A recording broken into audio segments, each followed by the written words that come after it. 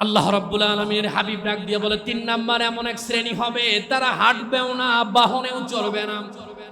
আল্লাহ নবী ডাক দিয়ে বলে, তাদের পা দুইটা উপরের দিকে উঠায়া মাথা নিচের দিকে দিয়া চেহারার উপরে ভর করে হাসরের দিকে রওনা করাবেন।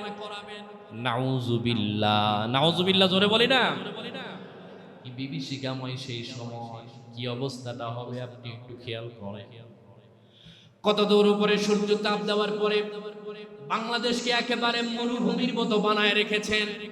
অথচ রাসূলুল্লাহ মুসলিম শরীফের হাদিসের ভিতরে উল্লেখ করা আছে, ওই আকাশের সূর্যটা মাথার থেকে সুরমা সরাকার দানা পরিমাণ উপরের দিকে হবে। কি পরিস্থিতি হবে একটু খেয়াল করেন। ওই সময় যদি কোনো ব্যক্তির মাথাটা নিচের দিকে থাকে, পা যদি উপরের দিকে থাকে, তার অবস্থাটা কেমন হবে? হযরতে আয়েশা সিদ্দিকা রাদিয়াল্লাহু তাআলা আনহা ডাক দিয়ে বলল, নবী, পৃথিবীর ভিতরে মানুষগুলি পায়ে হাঁটে, বাহনে চড়ে, এটা আমরা জানি, কিন্তু মানুষ আবার উল্টা কেমনে হাঁটবে এটা তো আমার মাথায় ঢোকে না। আল্লাহর নবী ডাক দিয়ে কয়, যেই মনিব দুনিয়ার ভেতরে মানুষকে পায়ে হাঁটার যোগ্যতা দিয়েছেন, ওই মনিব আবার কিয়ামতের দিন চেহারার উপরে ভর করে হাঁটার যোগ্যতা আমার আল্লাহর আছে না নাই? আছে কিনা? রাসূলুল্লাহর কাছাকাছি বসলেন হযরতে আনাস ইবনে মালিক রাদিয়াল্লাহু তাআলা আনহু, বললেন, নবীজি, আমরা একটু আপনার কাছে জানতে চাই, ওই হাসরের ময়দানে কোন ব্যক্তি মাথা নিচু করে দিয়া পা উপরের দিকে দিয়া হাঁটবে? আমাদেরও একটু জানার দরকার আছে না নাই? আছে?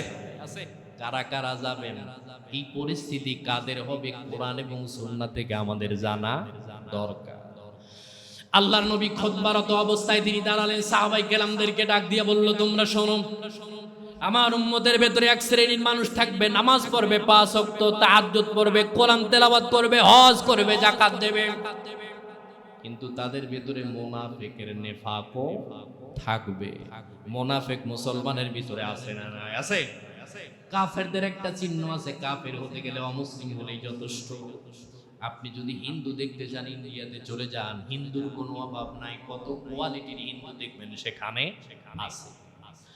খ্রিস্টান যদি দেখতে চান, ইউরোপ আমেরিকাতে চলে যান, খ্রিস্টানদের কোনো অভাব থাকবে না।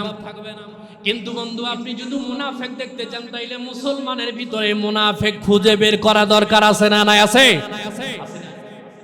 মুনাফিক হতে গেলে মুসলমান হওয়া শর্ত।